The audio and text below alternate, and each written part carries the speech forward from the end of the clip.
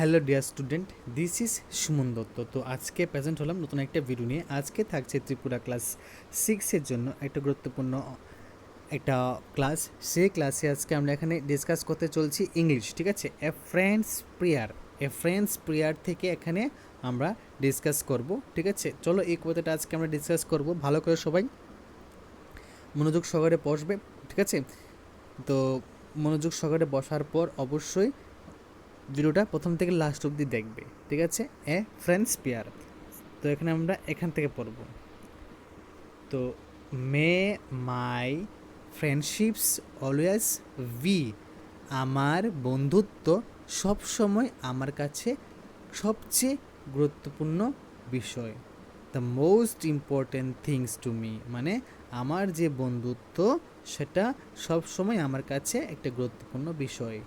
With special friends I feel I am blessed, so let me give my very best.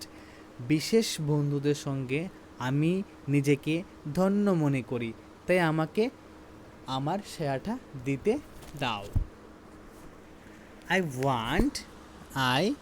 want to do much more than share the hopes and plans of friends who care, মানে আমি আরও অনেক কিছু করতে চাই যত্নশীল বন্ধুদের আশা এবং পরিকল্পনা ভাগ করে নেবার চেয়ে। I will try all that a friend can do to make their wishes come true. আমি তা সব কিছু করার চেষ্টা করব যা একজন বন্ধু তাদের ইচ্ছা পূরণের জন্য যা করতে পারে। I will try all that friend can do to make their wishes come true. তো বললাম এখন, তো let me use my heart to see, to realize what friends can be. তো আমাকে আমার হৃদয় ব্যবহার করতে দাও, দেখতে বুঝতে যে বন্ধুরা কি হতে পারে, ঠিক আছে? And make no judgments for affair but love my friends the way they are, মানে এখানে মানে কি বলবো, এখানে মানে এবং দূর থেকে কোনো বিচার করবে না, ঠিক আছে?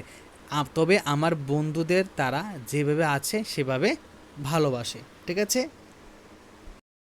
তো এই এ ফ্রেন্ডস পেয়ার এখান থেকে যে কবিতাটা ডিসকাস করলাম, আশা করি তোমাদের কাছে ভালো লাগে থাকবে।